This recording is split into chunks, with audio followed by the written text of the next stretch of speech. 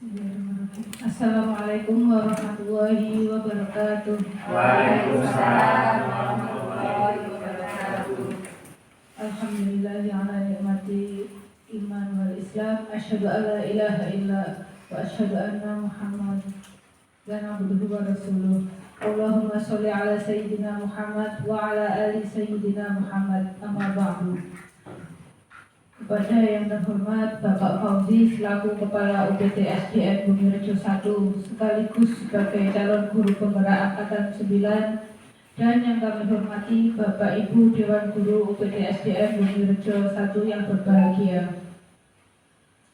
Mengawali kegiatan hari ini, marilah kita panjatkan puji dan syukur atas kehadirat Allah Subhanahu wa Ta'ala yang telah memberikan kita kesempatan untuk melaksanakan kegiatan diseminasi program guru penggerak Angkatan 9 dalam keadaan sehat walafiat. Amin. Salawat serta salam marilah kita haturkan kepada junjungan kita Nabi Agung Muhammad SAW. Semoga kita semua mendapatkan syafaat dari beliau di yaumul kiamah nanti. Amin. Bapak Ibu yang berbahagia, pada kesempatan ini izinkanlah saya membacakan susunan acara kegiatan diseminasi dengan tema penerapan budaya positif di lingkungan sekolah. Adapun susunan acara sebagai berikut. Yang pertama yaitu pembukaan. Kedua, sambutan oleh kepala sekolah, dilanjutkan diseminasi materi oleh calon guru penggerak. 3, diskusi bersama. Yang keempat yaitu penutup. Marilah kita memasuki acara yang pertama yaitu pembukaan. Bapak Ibu sekalian, agar kegiatan hari ini mendapatkan berkah dari Allah Subhanahu wa Ta'ala, mari kita buka acara ini dengan membaca surat Al-Fatihah. Semoga acara ini dapat berjalan dengan lancar serta mendapat ridha Allah Subhanahu wa Ta'ala. Al-Fatihah.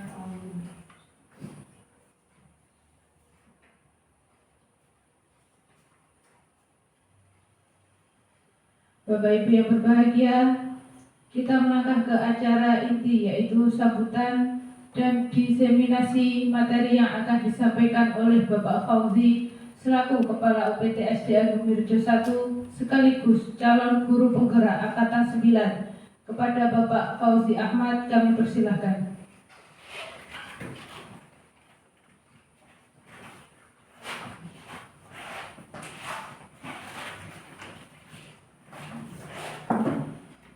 Terima kasih Bu Salma. Assalamualaikum warahmatullahi wabarakatuh.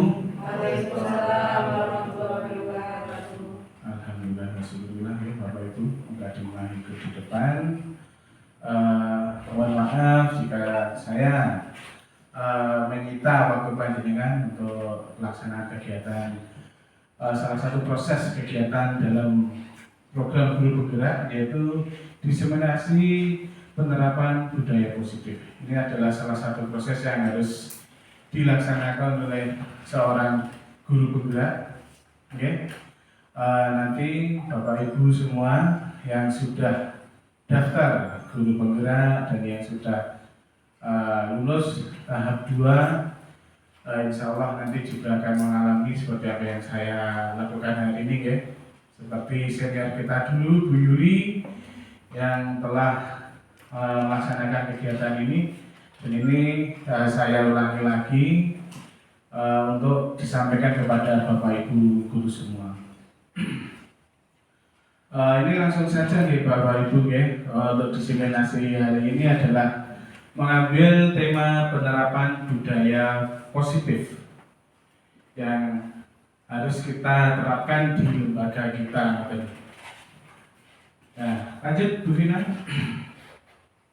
Ya, tujuan pembelajaran untuk kegiatan hari ini adalah guru dapat memahami pentingnya budaya positif yang memerdekakan murid untuk menciptakan ekosistem sekolah aman dan berpihak pada murid. Intinya sekarang tujuan pembelajaran itu adalah berpihak kepada murid, tidak berpihak kepada guru ya.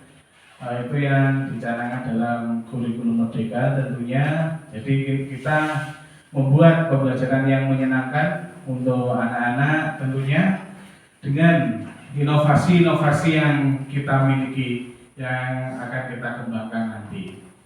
Lanjut, Bu Vina. Oke. Disiplin positif dan nilai-nilai kebajikan universal. Di sini banyak sekali pembelajaran yang akan kita pelajari, terutama tentang disiplin positif dan nilai-nilai kebajikan universal. Lanjut, Bu Vina. Apakah makna disiplin?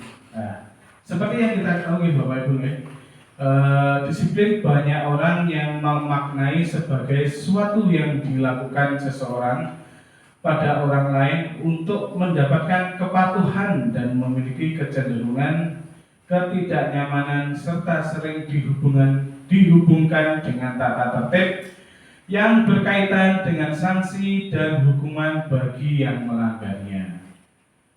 Ki Hajar Dewantono menyatakan bahwa untuk menciptakan siswa yang merdeka, maka syarat utamanya harus memiliki disiplin yang kuat, yaitu disiplin diri yang berasal dari motivasi internal atau dari dalam diri sendiri. Jika mempunyai motivasi internal, maka diperlukan motivasi eksternal, yaitu dari orang lain, untuk mendisiplinkan dirinya. Yaitu berarti kalau dari orang lain itu ya kita, ya Bapak Ibu guru. Selain dari dalam dirinya sendiri, juga faktor lain motivasi eksternal dari orang lain, yaitu bisa orang tua, bisa teman, juga bisa Bapak Ibu guru, seperti itu. Diana Gosen menyatakan bahwa kata disiplin berasal dari bahasa Latin disiplina, yang berarti belajar. Kata disiplina juga berasal dari akar kata yang sama, yaitu disciple atau murid pengikut. Diana juga menyatakan bahwa disiplin juga berkonotasi dengan disiplin diri murid. Disiplin diri dapat membuat seseorang menggali semua potensi dirinya untuk mencapai suatu tujuan, sesuatu yang dihargai dan bermakna. Nah, ini adalah pernyataan dari Diana Gosen, Bapak Ibu, yang patut kita pelajari maksudnya seperti apa, intinya jika seorang murid memiliki disiplin diri yang kuat, dia nanti bisa menciptakan atau menemukan potensi dalam dirinya sendiri untuk mencapai sesuatu tujuan. Seperti saat kita misal membina anak didik kita, membina mereka untuk tampil dalam suatu event, suatu perlombaan, padahal awalnya mereka belum menyadari jika dia mempunyai potensi. Makanya tujuannya adalah itu, potensi yang bisa dihargai dan bermakna. Jadi kita memunculkan potensi-potensi mereka, Monggo nanti kita bersama-sama memunculkan potensi-potensi dari dalam diri anak-anak kita yang mungkin beraneka ragam karakteristiknya, beraneka ragam potensi yang dimiliki. Ada yang pandai olahraga, bisa olahraga, mungkin akademiknya bagus, seperti itu. Banyak sekali. Itu adalah salah satu tugas kita sebagai pendidik, untuk menemukan potensi yang ada dalam diri mereka. Monggo, Bu Vina, lanjut. Dari dua pendapat di atas dapat disimpulkan bahwa murid yang memiliki disiplin positif akan memiliki motivasi internal yang tinggi dalam menguasai diri untuk melakukan tindakan yang sesuai dengan nilai-nilai kebajikan universal. Jadi maksudnya jika anaknya itu sudah disiplin dari dirinya sendiri, motivasi internalnya semakin tinggi. Jadi yang dari motivasi eksternalnya kita tinggal menambahkan saja kepada mereka, karena mereka sudah memiliki potensi yang ada dalam dirinya sendiri. Sebagai pendidik, dari tugas kita adalah membimbing murid untuk memiliki disiplin yang berasal dari dirinya sendiri. Murid dalam melakukan disiplin positif tidak terlepas dari motivasi yang ingin dicapai oleh murid itu sendiri. Jadi itu adalah salah satu tugas kita nih Bapak Ibu, membimbing mereka untuk memiliki disiplin diri yang berasal dari dirinya sendiri. Jadi kita membuka potensi mereka untuk melakukan disiplin yang positif, terlepas dari motivasi yang sudah mereka miliki sejak mereka lahir seperti itu, atau sejak mereka memiliki cita-cita pengen seperti apa. Jadi kita tinggal memupuk, menambahkan supaya mereka lebih semangat lagi. Lanjut Bu Vina.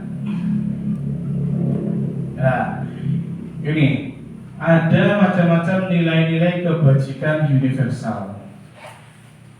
Nilai-nilai kebajikan adalah sifat-sifat positif manusia yang merupakan tujuan mulia yang ingin dicapai setiap individu. Nilai-nilai tersebut bersifat universal dan lintas bahasa, suku, bangsa, agama, maupun latar belakang. Nilai-nilai kebajikan yang ingin dicapai oleh setiap anak Indonesia adalah profil pelajar Pancasila. Nah ini ada berapa ini? 1, 2, 3, 4, 5, 6. Ini dimensinya ya Bu Yuli. Ya, ini adalah dimensi dari profil pelajar Pancasila. Yang pertama, beriman dan bertakwa kepada Tuhan Yang Maha Esa dan berakhlak mulia.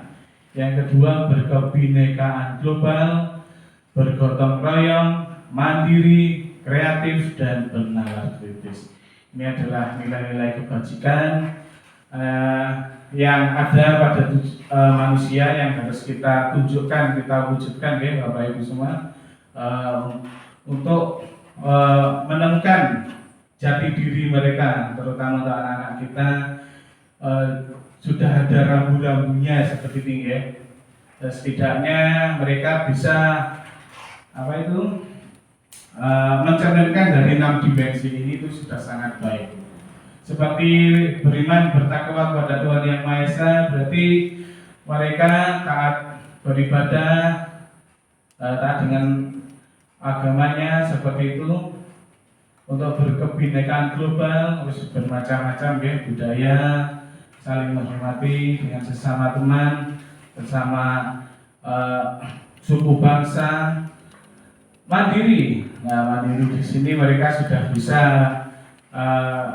belajar sendiri untuk yang sederhana, secara sederhana di kelas 1 mungkin sudah bisa memakai baju sendiri ya, betul ya.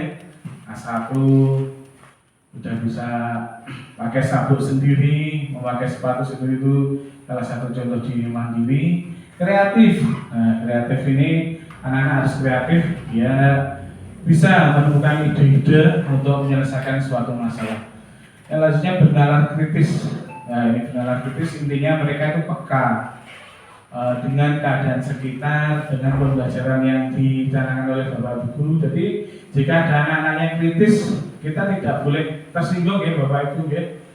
Kita harus malah mensupport mereka dengan lebih baik lagi. Intinya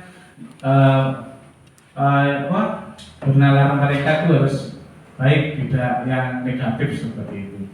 Lanjut Bu Vina. Nah ini tujuan disiplin positif.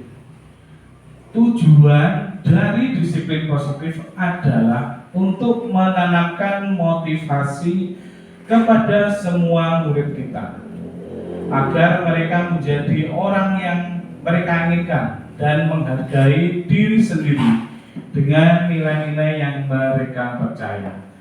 Motivasi ini berasal dari diri murid, dari internal ya, sehingga akan berdampak jangka panjang dan tidak akan terpengaruh dengan adanya hukuman dan hadiah. Jadi intinya mereka itu melaksanakan disiplin itu karena memang dari diri mereka sendiri, tidak ada pamrihnya. Jadi tidak pengen dihukum, terus tidak pengen mendapatkan hadiah. Jadi memang murni dari diri mereka sendiri.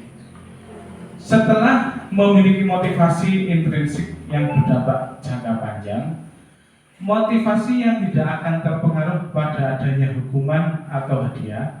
Mereka akan tetap berperilaku baik dan berlandaskan nilai-nilai kebajikan karena mereka ingin menjadi orang yang menjunjung tinggi nilai-nilai yang mereka hargai atau mencapai suatu tujuan mulia.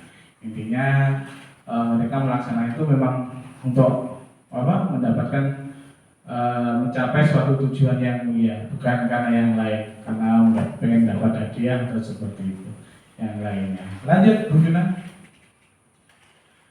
Sebagai pendidik, tujuan kita adalah menciptakan anak-anak yang memiliki disiplin diri sehingga mereka bisa berperilaku dengan mengacu pada nilai-nilai kebajikan universal dan memiliki motivasi intrinsik bukan ekstrinsik.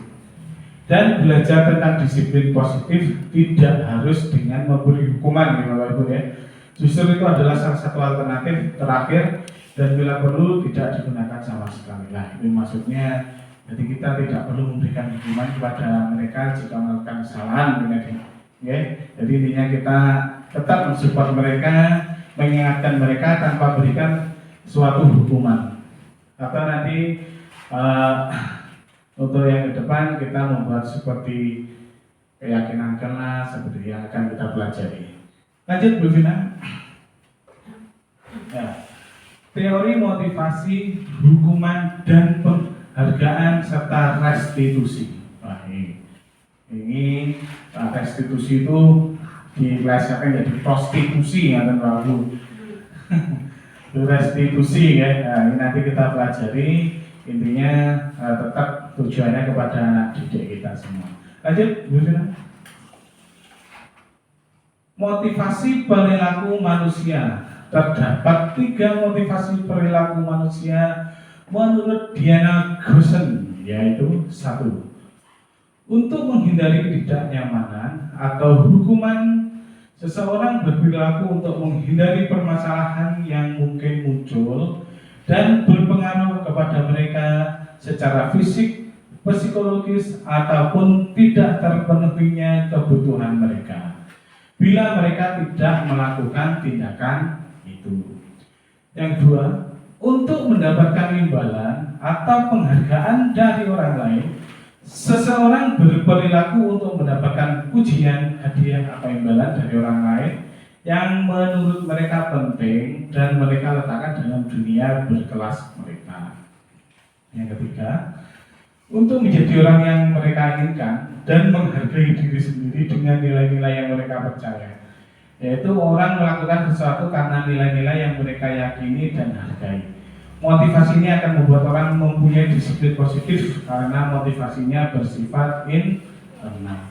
Jadi intinya itu untuk disiplin positif itu dari dalam dirinya sendiri ya Bapak Ibu.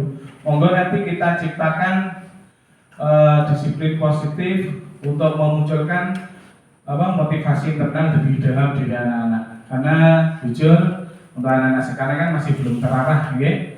Monggo itu tugas kita untuk mengarahkan mereka. Selanjutnya, Bu Vina. Nah, teori motivasi perilaku manusia. Nah, ini yang motivasi eksternalnya yaitu 1, untuk menghindari ketidaknyamanan atau hukuman. Apa yang akan terjadi apabila saya tidak melakukannya? Nah, itu urutannya. Motivasi eksternal untuk mendapatkan imbalan dari orang lain atau institusi. Apa yang akan saya dapatkan apabila saya melakukannya? Yang ketiga, motivasi internal untuk menghargai diri sendiri. Saya akan menjadi orang yang seperti apa bila saya melakukannya. Intinya yang motivasi eksternal ada 2 itu. Yang pertama untuk menghindari beneran dihukum Bapak Ibu ya. Ada kan rata-rata seperti itu, aku beneran dihukum serasa melakukan hal yang seperti itu. Yang kedua pengen dapatkan imbalan, pengen oleh hadiah, bisa kuliah, ngawain pertanyaan, nanti yang menjawab mendapat hadiah itu juga tetap ada ya. Nah yang ketiga ini loh, yang kadang kita saya sendiri mungkin juga belum seperti ini Bapak Ibu. Saya kadang ya kayak dikongkon menunggu ya saya butuh pengen hadiah apa atau apa seperti itu atau ya. Hadiahnya kayak berupa pujian yang kadang kita melakukan itu demi pujian, melakukan pencitraan seperti itu. Nah itu salah satunya mungkin saya masih seperti itu ya. Untuk yang menjadi orang yang disiplin, positif itu kadang ya agak berat karena memang di dalam diri kita sendiri itu belum muncul. Moga nanti tugas kita memunculkan itu selain kepada kita sendiri juga kepada anak-anak. Selanjutnya, Bu Vina. Nah, merdeka menurut Ki Hajar Dewantara. Merdeka itu artinya tidak hanya terlepas dari perintah, akan tetapi juga cakap buat memerintah diri sendiri. Nah, ini diambil dari buku Ki Hajar Dewantara, Pemikiran Konsepsi Teladanan Sikap Merdeka, cetakan kelima tahun 2013, halaman 469. Oke, ini adalah pemikiran merdeka dari Ki Hajar Dewantara. Apakah kita sudah seperti itu? Apakah kita sudah merdeka menurut yang diartikan oleh Ki Hajar Dewantara? Nggak hanya dikongkon, tapi memang muncul dari diri kita sendiri. Nah, selanjutnya, Bu Vina. Ini apa itu restitusi? Mungkin Bapak Ibu baru pertama kali ini mendengar kata restitusi. Atau mungkin dulu sudah pernah tapi lupa ya. Sama, saya juga dalam guru bergerak ini belajar tentang restitusi, ada sekitar restitusi seperti itu. Apa itu restitusi? Restitusi adalah proses menciptakan kondisi bagi murid untuk memperbaiki kesalahan mereka. Nah, sehingga mereka bisa kembali pada kelompok mereka dengan karakter yang lebih kuat. Restitusi juga merupakan proses kolaboratif yang mengajarkan murid untuk mencari solusi untuk masalah mereka dan membantu murid berpikir tentang orang seperti apa yang mereka inginkan menjadi tujuan atau tujuan mulia dan bagaimana mereka harus memperlakukan orang lain. Ini menurut dosen tahun 2004. Nah ini Bapak Ibu. Jadi restitusi itu adalah kondisi untuk memperbaiki kesalahan yang telah dilakukan murid, supaya mereka bisa tetap mungkin tetap pede walaupun telah melakukan kesalahan, tapi dengan kita melaksanakan restitusi mereka menjadi merasa ternyata aku bisa memperbaiki dirinya lagi, sehingga mereka nanti tidak dipersalahkan di kemudian hari.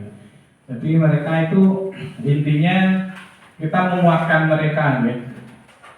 Misalnya ada murid yang bersalah, kita ingatkan, kita dituturi, ya. Kita menjadi seorang guru BK untuk konseling untuk mereka. Misalnya ada yang bertengkar, kita panggil mereka, kita tanya kenapa kok kejadian seperti ini, supaya mereka bisa mengutarakan isi hati mereka kenapa kok melakukan hal tersebut. Nanti kesimpulannya kita memberi penguatan mereka, jadi tidak menyalahkan mereka, tapi intinya mereka supaya tidak mengulangi lagi kesalahan yang sama.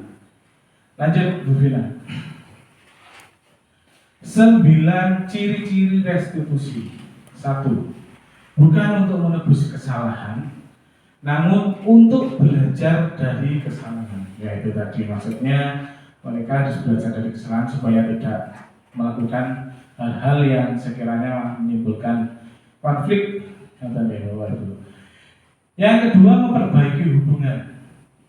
Tawaran bukan paksaan. Restitusi menuntun untuk melihat ke dalam diri. Restitusi mencari kebutuhan dasar yang mendasari tindakan. Restitusi diri adalah cara yang paling baik. Restitusi fokus pada karakter bukan tindakan. Restitusi fokus pada solusi. Restitusi mengembalikan murid yang berbuat salah pada kelompoknya. Jadi mungkin kita bisa menggunakan cara seperti ini ya Bapak Ibu. Restitusi Jika nggak ada anak yang bersalah, mereka biasanya malu ya, mau bergaul lagi kepada teman-temannya karena telah melakukan sesuatu yang membuat teman-temannya benci seperti itu. Nah, akhirnya dia malu. Nah, itu kaji kita ya seperti itu, merestitusi anak tersebut supaya dia kuat kembali dan berjanji tidak akan mengulangi perbuatannya lagi. Lanjut, Bu Vina. Ya, kita masuk ke keyakinan kelas. Ya, tadi saya sudah membuat keyakinan kelas bersama anak-anak. Di sini kayaknya sudah ada juga ada kesepakatan kelas 5 itu saya lihat. Nanti saya juga membuat seperti itu ya, membuat lagi mungkin dengan tambahan-tambahan saran-saran dari anak-anak itu sendiri. Lanjut Bu Vina. Mengapa tidak peraturan saja? Mengapa harus keyakinan kelas? Nah, ini bentuk pertanyaan Bapak Ibu. Kira-kira mengapa kita memiliki peraturan harus menggunakan helm bila mengendarai kendaraan bermotor? Kenapa Bapak Ibu? Biar apa? Nah, demi keselamatan. Yang kedua, mengapa kita memiliki peraturan harus membuang sampah di tempatnya? Biar bersih. Mengapa kita memiliki peraturan harus datang tepat waktu pada saat mengikuti pelatihan? Supaya segera dimulai, dia tidak membuang-buang waktu. Nah ini untuk mendukung motivasi intrinsik, kembali ke nilai-nilai keyakinan yang lebih menggerakkan seseorang dibandingkan mengikuti serangkaian peraturan-peraturan. Jadi maksudnya seperti ini Bapak Ibu ya. Nah kalau kita nggak usah buat peraturan saja, tapi membuat kesepakatan atau keyakinan. Lanjut Bu Vina. Ya, keyakinan merupakan nilai-nilai kebaikan atau prinsip-prinsip yang disepakati secara universal. Orang akan lebih semangat Bapak Ibu ya, atau tergerak untuk melaksanakan keyakinannya daripada yang mengikuti aturannya. Jadi panjenengan punya keyakinan sendiri lah, walaupun kadang nggak sama dengan teman-temannya mungkin. Anak-anak juga seperti itu biasanya. Jadi kadang ya ada yang saya mau mantap yakin kalau itu benar, kayak pas ujian itu yakin itu jawabannya benar. Sing ragu-ragu, sing melu-melu, melu ngalor, melu itu seperti itu. Nah ini monggo nanti kita bentuk keyakinan mereka supaya muncul disiplin positif tadi. Lanjut Bu Vina. Pembentukan keyakinan kelas. Dan ini keyakinan kelas bersifat lebih abstrak daripada peraturan yang lebih rinci dan nyata. Keyakinan kelas berupa pernyataan-pernyataan universal. Pernyataan keyakinan kelas selalu dibuat dalam bentuk positif. Keyakinan kelas harusnya dibuat tidak terlalu banyak sehingga mudah diingat. Nah, ini intinya kata-katanya jangan panjang-panjang mungkin. Keyakinan kelas hendaknya sesuatu yang dapat diterapkan di lingkungan itu, yang sesuai dengan kelas kita, ya. Semua anggota kelas hendaknya ikut berkontribusi dalam pembuatan keyakinan kelas melalui kegiatan curah pendapat. Semua anggota kelas bersedia meninjau kembali keyakinan kelas dari waktu ke waktu. Nah, ya. Itu maksudnya tiap tahun itu harus membuat keyakinan kelas yang baru, mungkin yang sama bisa, tapi nanti bisa ada pembaruan dan mungkin 1-2 seperti itu. Lanjut Bu Vina. Nah, nilai-nilai kebajikan yang dituju pada keyakinan kelas. Dan ini Bapak Ibu, kalau peraturan kan bentuknya seperti itu, seperti perintah ya. Selalu kembalikan buku ke tempatnya. Kalau keyakinan kelas itu berarti itu masuk ke ranahnya tanggung jawab. Seperti menyapu sudah artinya tak masuknya di tanggung jawab. Pikat kelas itu masuknya di tanggung jawab. Dilarang mengganggu orang lain. Nah, kalau peraturan itu tulisannya seperti itu. Tapi kalau keyakinan kelas dengan kata yang positif, kalimat positif, menghormati orang lain. hadir di sekolah 15 menit sebelum pembelajaran dimulai. Jadi menghormati orang lain dan berkomitmen kalau keyakinan kelas. Dilarang melakukan kekerasan. Maksudnya tanya keselamatan atau menghormati orang lain. Dilarang menggunakan narkoba. Nah ini, keyakinan kelasnya berarti adalah kesehatan. Bergantian atau menunggu giliran. Jadi menghormati orang lain atau bersabar. Ini yang harus kita terapkan ke anak kita ya, budaya antri kalau ibu ya. Kadang ya kita sendiri juga nggak sabaran lah antri kalau itu tuku sego goreng ya ada ya. Nah khas rawame kadang yang mau angkel seperti itu. Gunakan masker. Nah itu kan sering kita temui ya Bapak Ibu ya, di rumah sakit atau di tempat instansi apa selalu ada perintah atau peraturan gunakan masker. Ya, untuk keyakinan kelas kita yang kita bentuk adalah untuk kesehatan atau keselamatan. Jangan berlari di kelas atau koridor. Ini bentuk keyakinan kelas berarti keselamatan atau keamanan. Selanjutnya, Bu Sudah. Nah ini, ada pun langkah-langkah pembentukan keyakinan kelas Bapak Ibu yang nanti bisa kita terapkan di kelas kita masing-masing ya. Tidak harus sama, karena setiap anak itu atau setiap kelas punya hak prerogatifnya sendiri, terutama Bapak Guru untuk memimpin mereka. Yang pertama memberikan kesempatan kepada semua siswa untuk berpendapat. Nah ini yang paling penting. Wes, sauni-uni bocah Bapak Ibu. Ya tadi anak saya muni, boleh Pak apa jam istirahatnya diperpanjang ya seperti itu. Ada yang usul. Ya gak apa-apa kita dengarkan ya. Intinya lah istirahatnya lo suwi ditambahin waktunya. Kita dengarkan usul-usul mereka.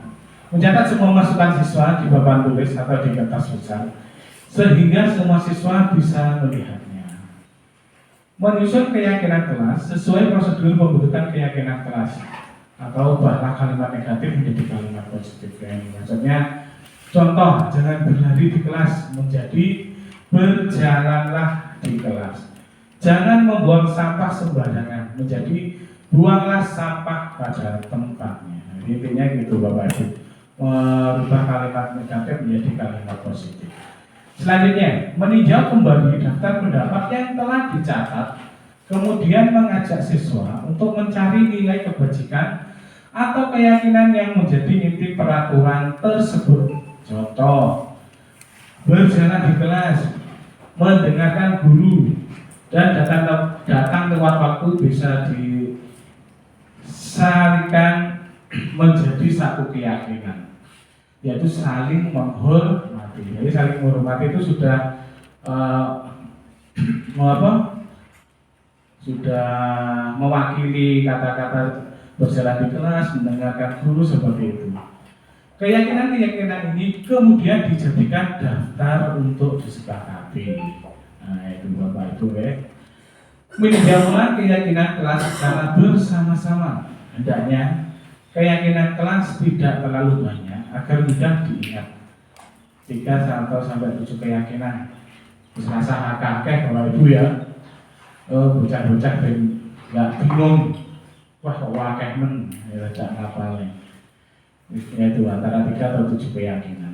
Setelah keyakinan kelas selesai dibuat, maka semua anggota kelas dapat meninjau ulang dan menyetujui dengan menandatangannya guru dan siswa. Ini tanda tangani siswa dan guru ya.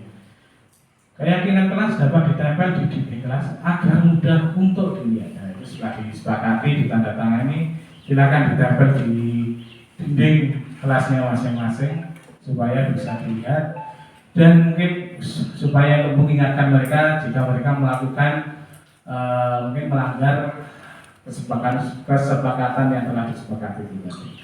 Lanjut Bu Vina. Nah ini tadi Bapak Ibu salah satu contoh aksi nyata pembuatan kesepakatan keyakinan kelas. Jadi yang pertama itu kita meminta pendapat atau usul dari anak-anak, itu usulnya seperti apa. Setelah semua nanti usul yang ada kita bersama-sama merangkai dalam suatu kertas yang sudah disepakati tadi.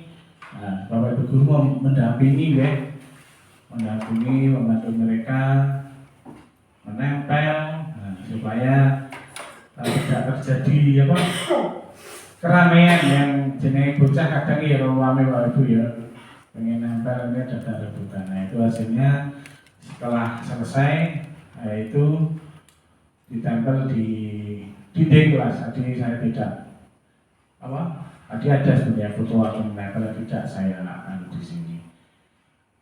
Nanti bisa nih Bapak Ibu mungkin menerapkan di kelas masing-masing ya. Alhamdulillah. Lanjut Bu Vina.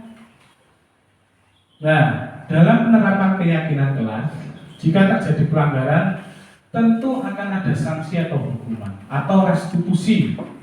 Hukuman merupakan identitas gagal dan disiplin. Merupakan identitas berhasil. Maksudnya hukuman itu identitas gagal ya. Kalau disiplin itu identitas berhasil. Itu contohnya Bapak Ibu.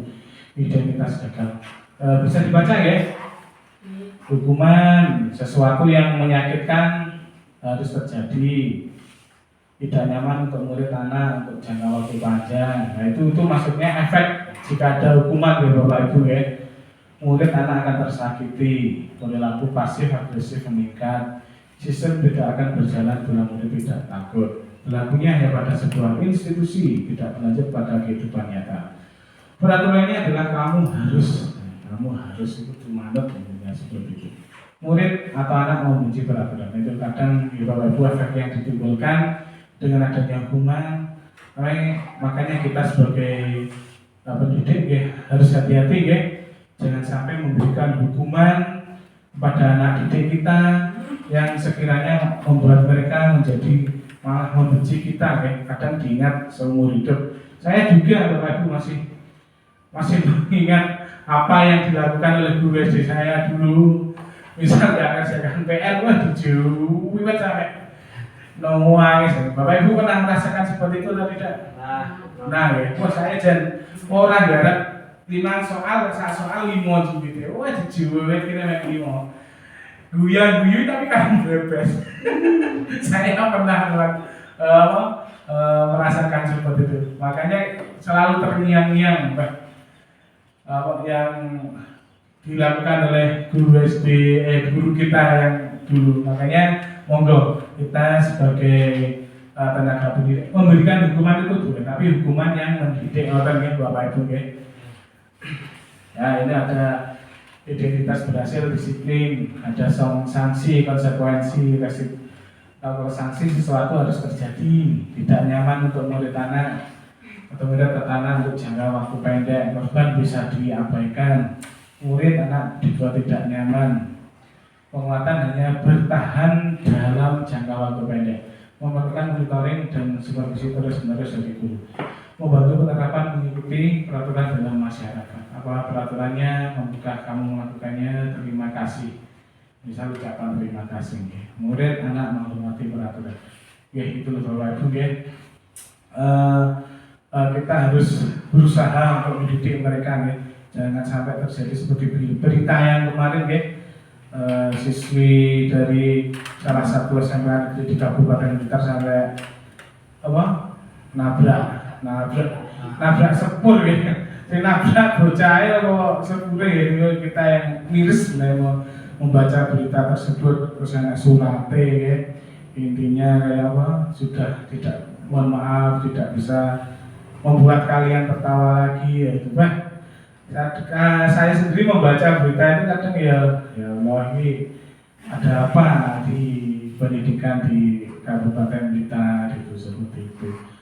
Makanya monggo mulai dari sejak dini kita memberi penguatan kepada anak-anak didik kita ya Bapak Ibu semua, supaya mental mereka kuat menghadapi kenyataan ya Bu Salma ya.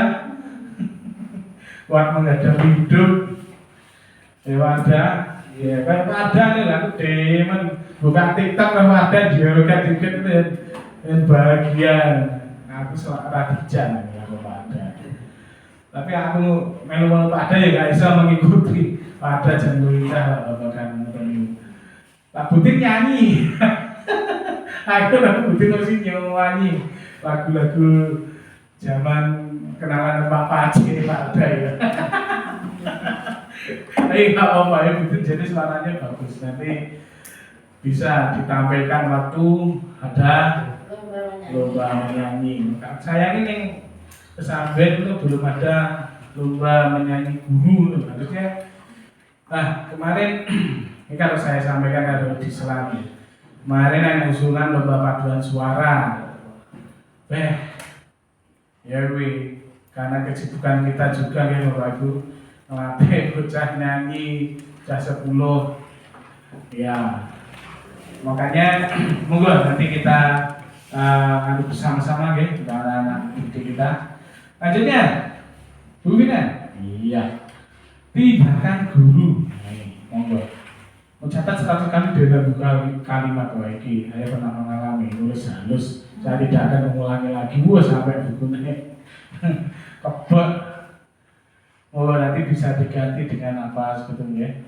Nah ini pada yang lari mengelilingi lapangan basket 2 kali. Pak gurunya diangkat nih pada ini. Ya. Kemudian diminta untuk push up 15 kali ya. Ini salah satu bentuk hukuman ya Bapak Ibu. Yaitu menggantikan kertas tugas teman yang telah dicoret-coret itu konsekuensi, memusingkan pemanah di meja tulis karena kerja itu konsekuensi adalah perbuatan yang mereka lakukan ya. Terus dibersihkan, kemudian disuruh untuk mengenakan sepatu seharian di sekolah karena tidak mengenakan sepatu hitam, itu ya hukuman. Terus lari meninggi lapangan basket 2 kali, terlambat 10 menit ya itu ya juga konsekuensi yang ada. Lanjut, kebutuhan dasar manusia dan dunia berkualitas. Lanjut Bu Bina.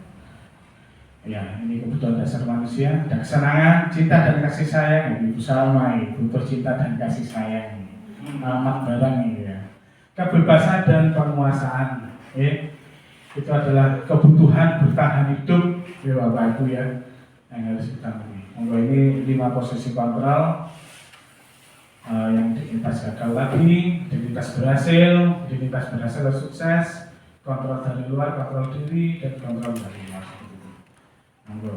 Ini salah satu bentuk posisi kontrol ya, 5 posisi kontrol. Pernyataan, nah ini siapa yang mengatakannya? Nah seperti ini adalah posisi kontrol di bawah ini ya. Nah, monggo.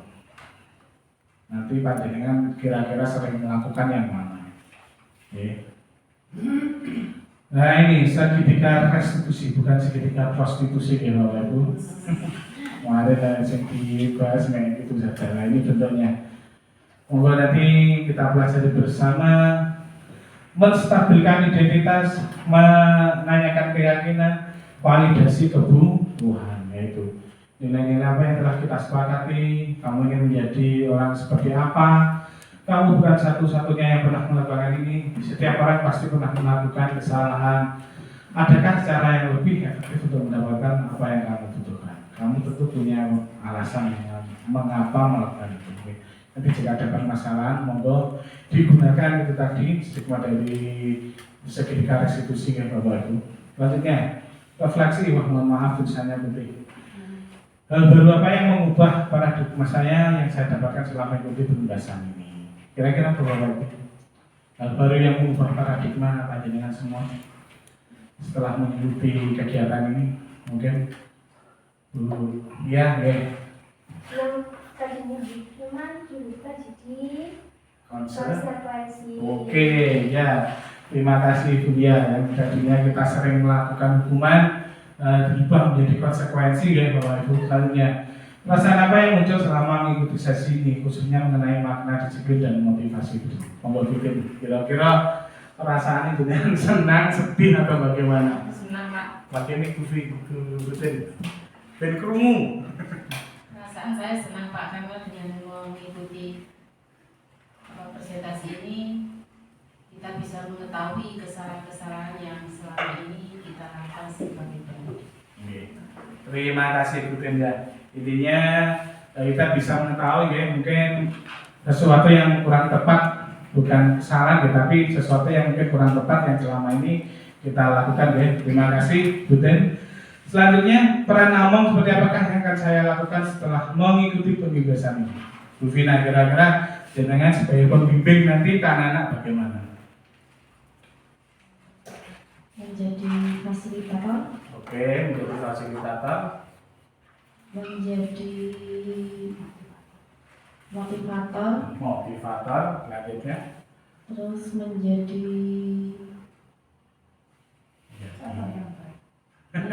contoh yang baik, bisa kita melihat anak-anak apa ya Pak?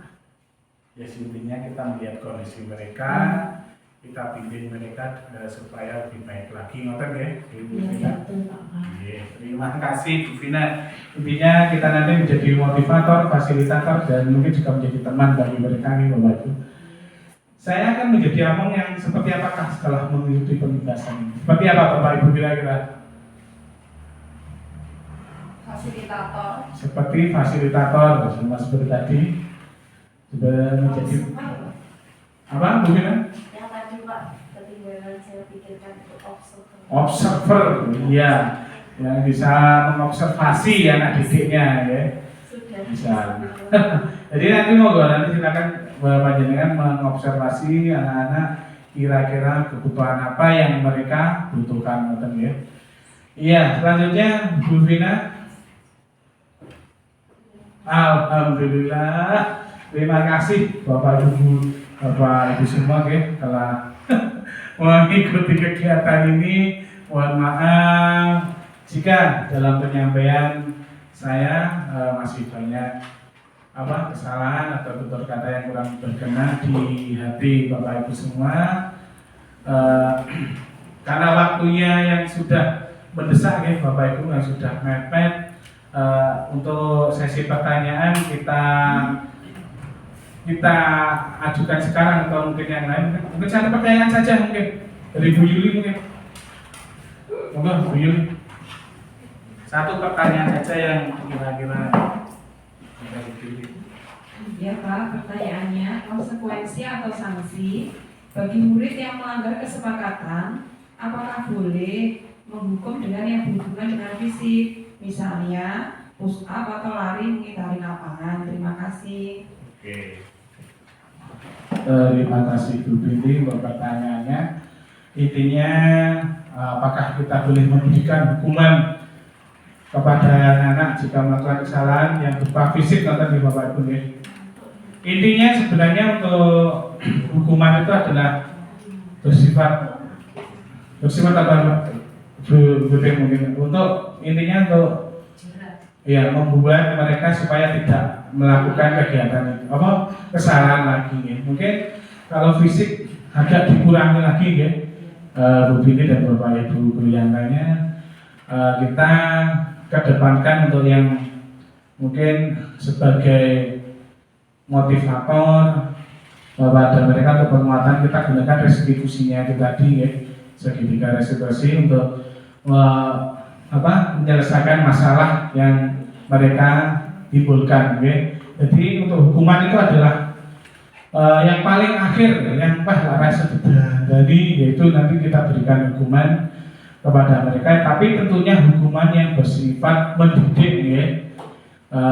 Walaupun fisik, tapi kalau itu bersifat mendidik tidak apa-apa. Tapi intinya jangan sampai membuat mereka menjadi apa Buden? Sakit. Ya sakit seperti itu, membuat mereka malah terjadi kenapa. Ya, tapi intinya kita tetap harus jika memberikan hukuman pada anak-anak sesuai tupoksi aja, sesuai kemampuan. Kalau fisik itu nggak usah terlalu berat-berat ya wadah ya. Ya nanti kalau anak-anak salah ya tetap kita tegur seperti itu.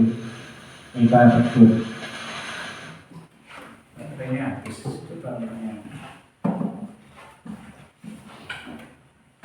Itu Bu Binti ya, intinya untuk hukuman monggo untuk dihindari dulu, kita gunakan segitiga restitusi dulu untuk memberikan pelayanan kepada mereka supaya tidak melakukan atau mengulangi kesalahan-kesalahan yang sudah mereka lakukan. Itu saja ya Bapak Ibu.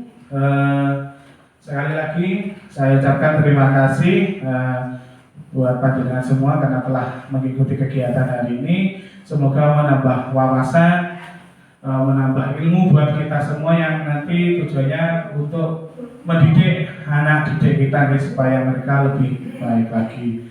Mungkin itu saja dari saya. Saya akhiri. Assalamualaikum warahmatullahi wabarakatuh. Waalaikumsalam warahmatullahi wabarakatuh.